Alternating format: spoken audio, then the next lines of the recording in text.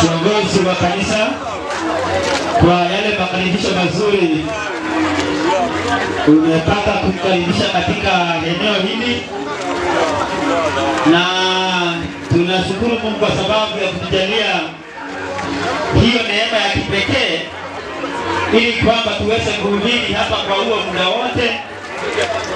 Kwa hivyo ndugu zangu na dada zetu, wa mama na wa baba mlio katika eneo hili, kama vile mmesikia kwa kiongozi wetu, ni kwamba tutaweza kuhubiri hapa kwa muda wa takriban siku 14, na tutakuwa tunapeperusha hivi vipindi kwa ajili ya manufaa ya mbingu na kwa ajili ya manufaa ya kila mmoja wetu. Na kama vile kiongozi amesema ni kwamba tutakuwa na vipindi vitatu ama 4 kama muda utakuwa unaturuhusu. Kwa hivyo wewe umekaribishwa inapofika saa 10, saa 11 mpaka saa 2 kwa vipindi vyetu vya mwisho tutakuwa tukifanya hivyo kwa ajili ya kumtukuza Mungu wetu. Kwa hivyo saa hii leo tunaingia kufanya introduction kidogo kwa mafundisho tutakayokuwa nayo kwa huo muda wote. Kwa hivyo msikubali ujumbe huu uweze kurudi pasipo kusaidia mioyo yetu. Kwa hivyo watu wote mmekaribishwa. Tutakuwa na vipindi vya afya, tutakuwa na vipindi vya familia, ekaya na familia zetu. Ninyi wenyewe ni mashahidi vile ambavyo shetani ameadhiri afya zetu kwa njia mbalimbali, vile ambavyo shetani ameleta magonjwa mengi sana juu ya miili yetu. Na hivyo basi kwa majuma haya mawili tutakuwa tunaangalia mambo mengi sana kuhusu mpango wa Mungu katika afya ya kila mmoja. Na hapo tutakuwa tunaangalia mpango wa Mungu juu ya familia zetu, kwa sababu familia zimeatakiwa sana na shetani, familia zimeingiliwa sana na shetani. Lakini lengo letu ni tuangalie msingi halisi Mungu alikuwa amekusudia nini kuhusu familia zetu. Kwa hivyo hii ni kipindi kikubwa sana, tutakuwa tunaombea familia na tutakuwa tunapata himizo kuhusu familia. Na kwa sababu jioni ya leo nimepewa dakika chache, nataka tuangalie mambo machache kuhusu afya ya mwanadamu. Tuangalie mambo machache kuhusu afya ya mwanadamu. Na unapoangalia hapa msikilizaji, unaona kwamba Mungu alikusudia watu wake, watu wote waendelee kufurahia kuwa na afya nzuri. Ni furaha ya Mungu watu wanapoendelea kuwa na maisha mazuri, maisha ambayo yamejaa afya, maisha ya furaha na maisha pia ya amani. Hiyo ndio furaha ya Mwenyezi Mungu. Kwa nini? Kwa sababu Mungu alituumba, akatusaidia, akatukomboa na akatupatia hali ya furaha. Lakini yule mwovu shetani alipokuja duniani alileta hali nyingine ya kukatisha tamaa, na ndio tunaishi dunia ambayo imejaa mambo magumu sana ya kumvunja mwanadamu yeyote yule moyo. Lakini kwa juma hizi 2 tutaangalia Biblia inasema nini kuhusu afya ya mwanadamu. Msomaji, naomba tuangalie kitabu cha Zaburi. Kitabu ni Zaburi 139 aya yake ya 14-15. Pumzi ya Mwenyezi Mungu inasema hivi, na iseme, nitakushukuru kwa kuwa nimeumbwa kwa jinsi ya ajabu. Biblia inasema nitakushukuru wewe Mungu kwa sababu umeniumba kwa jinsi ya ajabu, ya kutisha na pia ya kutisha. Matendo yako ni ya ajabu. Kwa hivyo Daudi ambaye alikuwa binadamu, Biblia inasema Daudi amenukuu mahali kwingi akizungumzia namna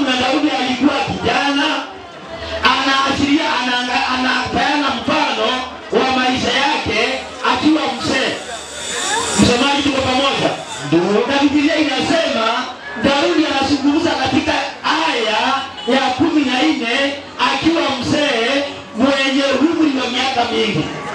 Na msomaji, kwa sababu tuko pamoja, Daudi yeye ajutii. Hakuna kitu watu. Biblia inasema Daudi hakuna mahali anajutia umri wake wa uzee. Nitakutukuza wewe maana ya jinsi ambavyo umeniumba. Kwa hivyo Daudi ni mfano wa watu ambao wanamtegemea Mungu katika maisha yao. Lakini msomaji, unapoangalia maisha ya wakati huu, unaona maisha ya wakati huu mtu anapofika tu miaka 40, msomaji tuko pamoja, unapata huyu mtu hawezi akamtukuza Mungu vizuri. Kwa sababu gani? Kuna mahali mwili inauma, kuna mahali miguu inauma.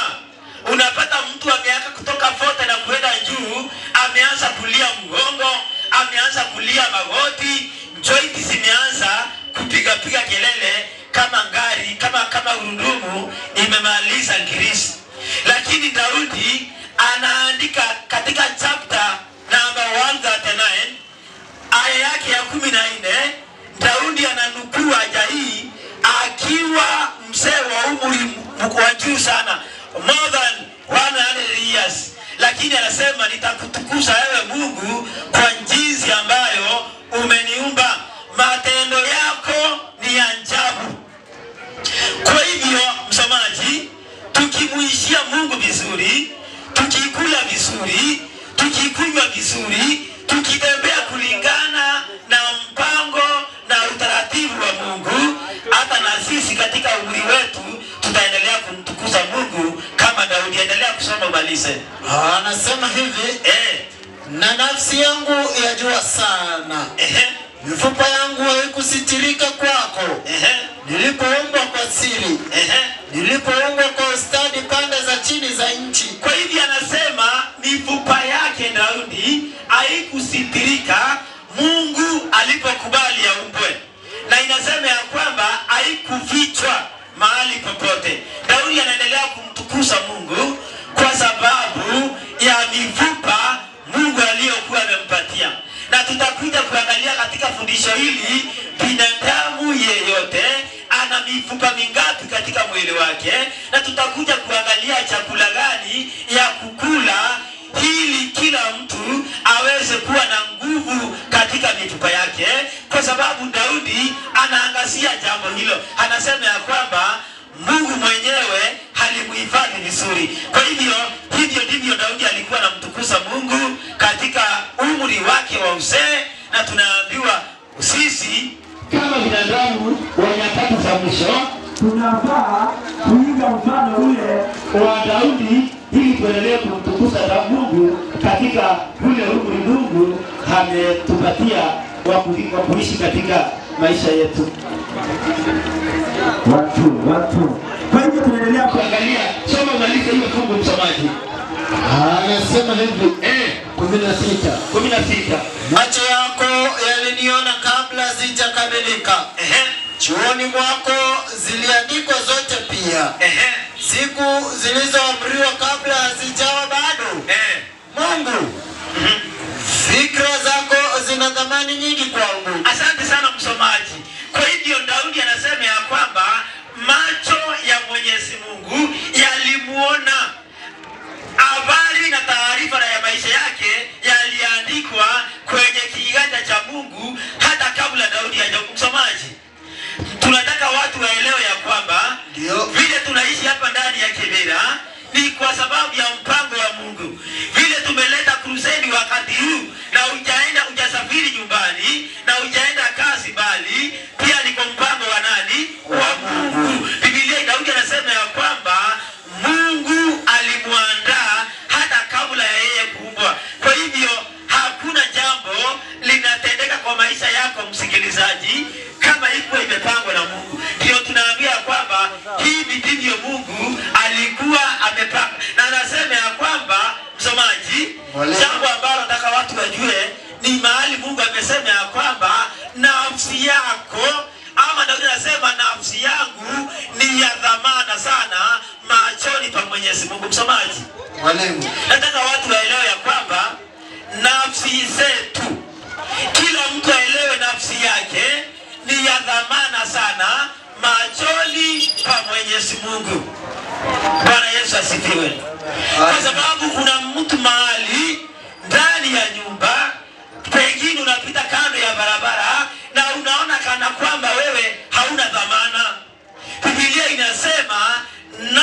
kila mtu ni ya dhamana sana machoni pa Mwenyezi Mungu, machoni pa Muumba wetu.